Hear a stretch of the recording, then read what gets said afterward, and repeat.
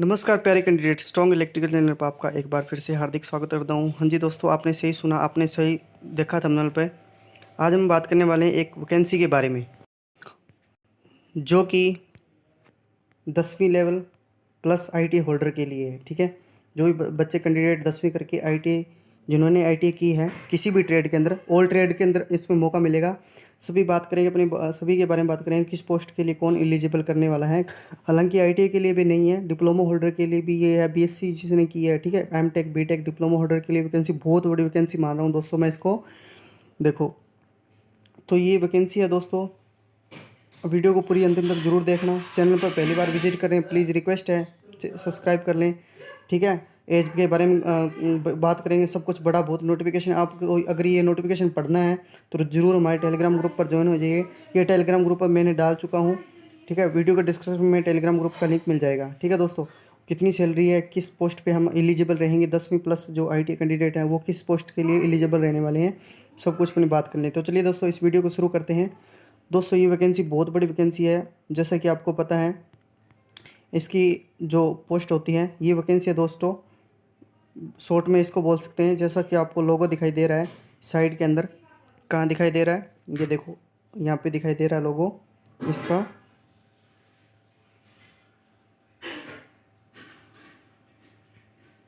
ये देखो दोस्तों, इसका ये BARC, ठीक है, जिसका फुल फॉर्म होती है भाभा ऑटोमिक रिसर्च सेंटर। ठीक है, महाराष्ट्र की वैकेंसी है, बहुत अच्छी वैकेंसी है। ठीक है दोस्तों, मुंबई महाराष्ट्र के अंदर है।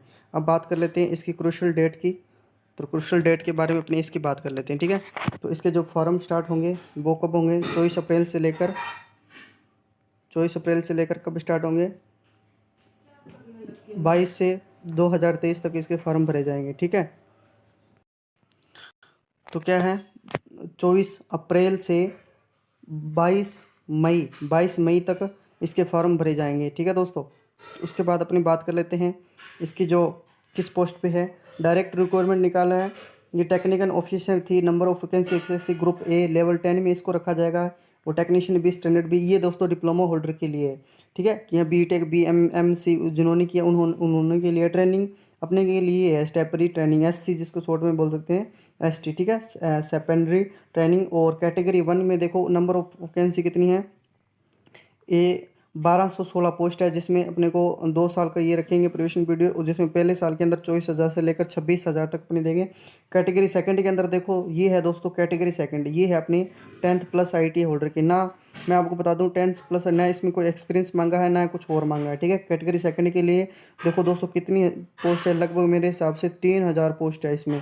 ठीक है, 2,946 पोस्ट है, कम नहीं मानता हूँ मैं, बहुत पोस्ट है। महाराष्ट्र के जो अंदर वैकेंसी है 20,000 से लेकर 22,000 तक अगर इसकी सैलरी मिलेगी। पहले साल 20,000 और दूसरे साल कितनी मिलेगी, 22,000 तक इसकी मिलेगी। ठीक है, उसके बाद अपनी बात कर लेते हैं इसमें। देखो, detail of vacancy, detail vacancy various diploma trade trade technical education रिलेवेशन एंड सब कुछ, direct recruitment technician officer C, इसमें सब कुछ बताया है। अपने देखो, अपने चैनल ITI रिलेटेड है तो मैं बता देता हूँ। वैसे देखो, डायरेक्ट तो MC MEM डिप्लोमा फिजिकल के लिए टोटल इतनी सीटें इन्होंने सब कुछ बताया। आप ये PDF पढ़ लेना दोस्तों, पढ़ के फिर ही आप इसमें एलिजिबल करना। ठीक है, उसके बाद अपनी बात कर लेते हैं इसमें कुछ टेक्नीशियन भी, हाँ बॉयलर अटेंडेंट के लिए, सॉरी दोस्तों, इसमें बॉयलर अटेंडेंट के लिए भी मौका मिल रहा है।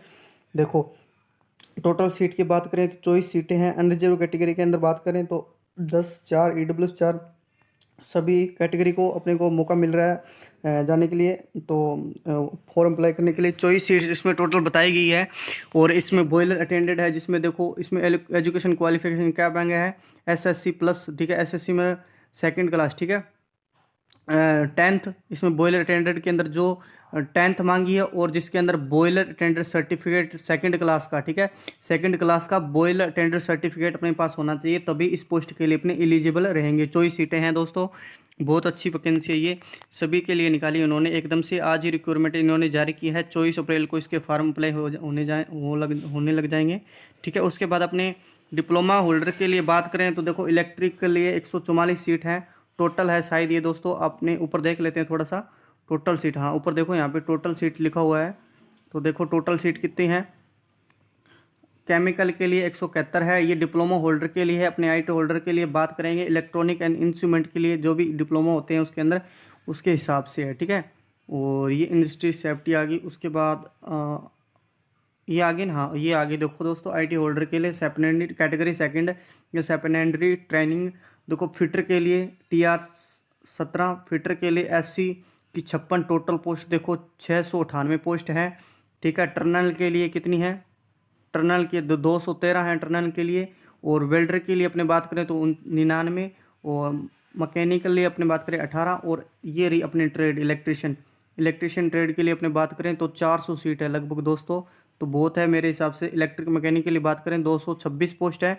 और इस पोस्ट के लिए, इस ट्रेड के लिए, ठीक है। और इस ट्रेड में इस पोस्ट के लिए एजुकेशन क्वालिफिकेशन क्या मांगा है, SSC मतलब 10, और science and math compulsory subject होते हैं, सबको पता है। और इसके अंदर इस 10वीं के अंदर अपने मैक्सिमम कितने परसेंट होने चाहिए, 60% होनी चाहिए, ठीक है।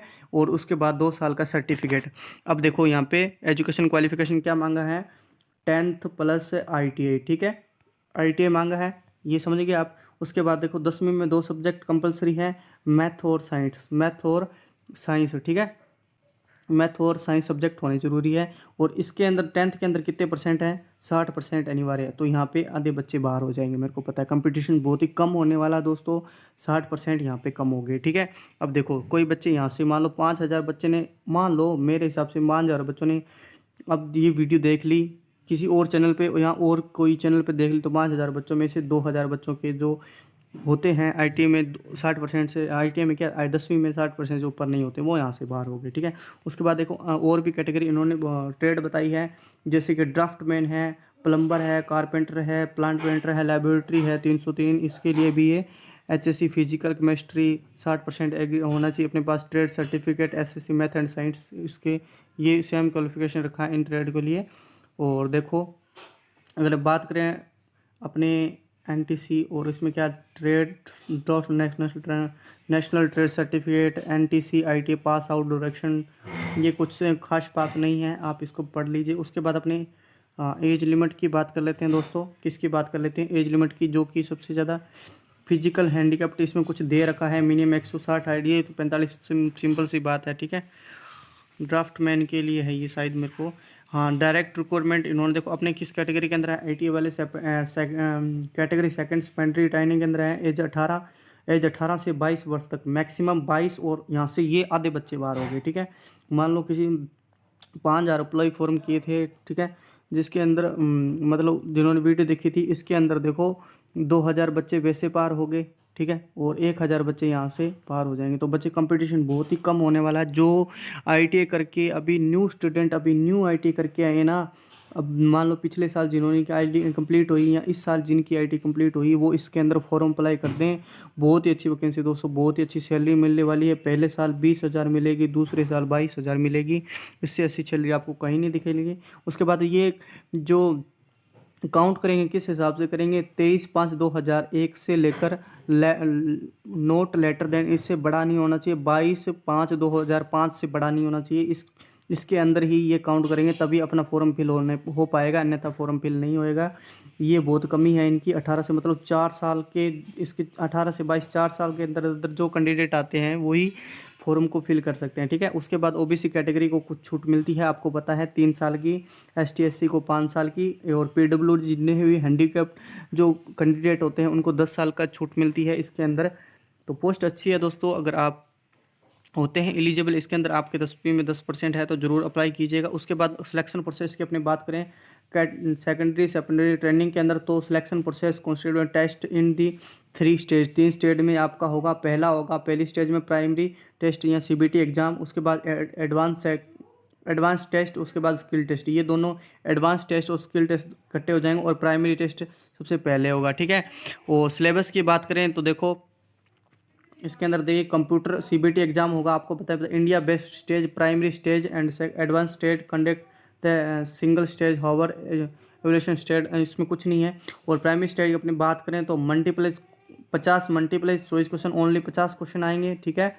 और 4 4 ऑप्शन होंगे उसके अंदर, और 1/3 नेगेटिव मार्किंग होगी दोस्तों, जिसके अंदर क्या होंगे 20% मैथमेटिक के आएंगे, 20% साइंस के आएंगे और 10% जीके के आएंगे। ठीक है, मान लो इसमें क्या है, एक तो रीजनिंग का भाग नहीं है और एक इसमें इंग्लिश का भाग नहीं है। ठीक है, मैथमेटिक का भाग ओनली मैथ पढ़ना है, ओनली अपने को साइंस पढ़ना है, ओनली जनरल अवेयरनेस पढ़ना है। 50 क्वेश्चन आएंगे, उसके बाद यहाँ से मेरिट बनेगी और एडवांस लेटर और स्किल टेस्ट के लिए आपको क्वालिफाई कर दिया जाएगा। ठीक है, 1/3 नेगेटिव मार्किंग है, इसको आप ध्यान से पढ़ लीजिएगा दोस्तों। उसके बाद देखो, all candidate more than and reserve category, ये इतना लाना इनके लिए अनिवार्य है। अगर आप इसके लिए एडवांस सेटिंग के अंदर इन्होंने कुछ बता रखा है कि कंपलसरी इसको क्वालिफाई करना आपको कंपलसरी है। मल्टीप्लाई चॉइस क्वेश्चन होंगे 2 हर्स, 2 मल्टीप्लाई 50 क्वेश्चन, मल्टीपल क्या दे रखा है, बहु बहु choice, multi choice question, choice for 4 option of 2 hours, 2 घंटे का समय मिलेगा। और इसमें क्या लिखा है, 5 marks will be answered in is correct answer है 1/। ठीक है, ये आप पढ़ लेना और किस कैटेगरी से आप कर देना। ठीक है, क्वालिफाई अगर आप होते हो तो बहुत अच्छी वैकेंसी है दोस्तों। अगर आप इसके लिए स्किल टेस्ट के लिए देखो, इसमें बताया है the number of candidates course skill test employed, जिस भी ट्रेड से आप करते हो उसका स्किल टेस्ट आपको देना अनिवार्य है और क्वालिफाई होना है।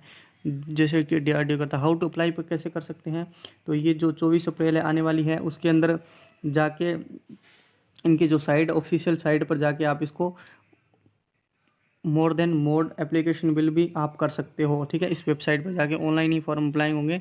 फॉर्म फीस की अपनी बात कर लेते हैं कि कितनी, और ये केबी को भी अपनी फ़ोटो की साइज आ गई, जैसे कि मित्र बड़ा अपलोड करता है। बेसिकली इसी मैं बता दूं, फॉर्म फीस देखो कितनी रखी है, अपनी कैटेगरी सेकंड में आ रही है IT के लिए 100 रुपये मात्र फीस है। किसके लिए, ST PWD and women candidate के लिए। ठीक है, और 500 रुपये, जो 150 रुपये है वो ऊपर वाले हैं ना, जो उसके लिए है, जितने भी डिप्लोमा होल्डर होते हैं उनके लिए है। ठीक है, BTech वालों के लिए। एडमिट कार्ड वेबसाइट पर एडमिट कार्ड हो जाएगा। उसके बाद इसमें क्या को दे रखा है, डेट ऑफ बर्थ, और ये इसमें कुछ आपको इन्फॉर्मेशन दी हुई है वो होना चाहिए। ठीक है, तो दोस्तों और कुछ जानकारी देख लेते हैं अगर मिलती है तो। उसके बाद देखो, बॉन्ड इसमें कुछ दे रखा है कि सिलेक्शन बार 3 अगर आप छोड़ते हो तो उसमें बॉन्ड भरना पड़ता है। जनरल कैंडिडेट्स किसके अंदर आते हैं, उसके बाद और कुछ नहीं दिया हुआ है लगभग। ठीक है, और ये इनका कुछ है। तो आप दोस्तों आज के लिए इतना ही पढ़ेंगे। ठीक है, क्योंकि ये नोटिफिकेशन आप पढ़ लेना, लंबी काफ़ी वीडियो लंबी बन जाती है इसीलिए, तो आप इसको पढ़ के ज़रूर अप्लाई कर दीजिए। मेरे हिसाब से ये अच्छी वैकेंसी IT होल्डर के लिए। अगर आप जो बच्चे न्यू IT स्टूडेंट हैं, ठीक है, न्यू IT स्टूडेंट अभी करी है रिसेंटली, जिन्होंने ये 2022 में करी है या 2020 में जिन्होंने की है, उनके लिए गोल्डन अपॉर्चुनिटी या गोल्डन चांस होने के लिए रहने वाला है। ठीक है दोस्तों, तो मिलते हैं नेक्स्ट वीडियो में, जैसे ही पॉइंट मिलता है आपको वीडियो बना दिया जाएगा। ठीक है, आज के लिए इतना ही, धन्यवाद।